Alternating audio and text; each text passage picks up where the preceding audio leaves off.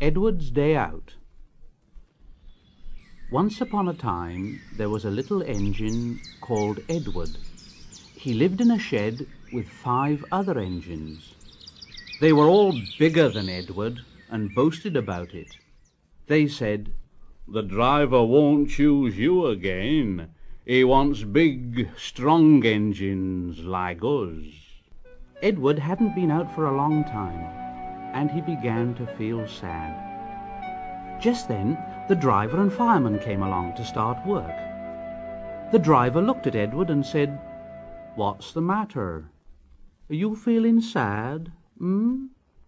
Would you like to come out today? And Edward said, "Oh, yes, please." So the fireman lit the fire and made a nice lot of steam. Then the driver pulled the lever and Edward puffed away. "Look at me. Look at me."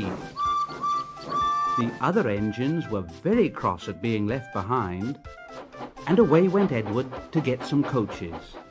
At last, Edward found the coaches, and they said, "Oh, please be careful, Edward. Don't bump and bang us like the other engines do." Edward came up to the coaches very, very gently, and the shunter fastened the coupling. The coaches were very pleased. "Thank you, Edward. That was kind. We are glad you're taking us today." Then they went to the station where the people were waiting. "Here we are. Here we are. Come along, get in quickly, please."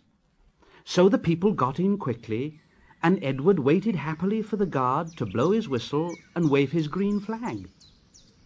He waited and waited, and there was no whistle and no green flag. Edward was getting anxious. "Where is that guard?" The driver and fireman asked the station master. Have you seen the guard? No. They asked the porter. Have you seen the guard? Yes, last night." Edward began to get cross. Are we ever going to start? Just then, a little boy shouted, "Here he comes!" And there the guard was, running down the hill with his flags in one hand and a sandwich in the other. He ran onto the platform, blew his whistle, and jumped into his van. Edward puffed off. Here we go. Here we go. Here we go. He did have a happy day. All the children ran to wave as he went past, and he met old friends at all the stations. He worked so hard that the driver promised to take him out again next day.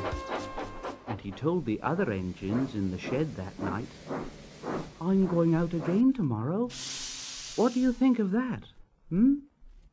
But he didn't hear what they thought, for he was so tired and happy that he fell asleep at once.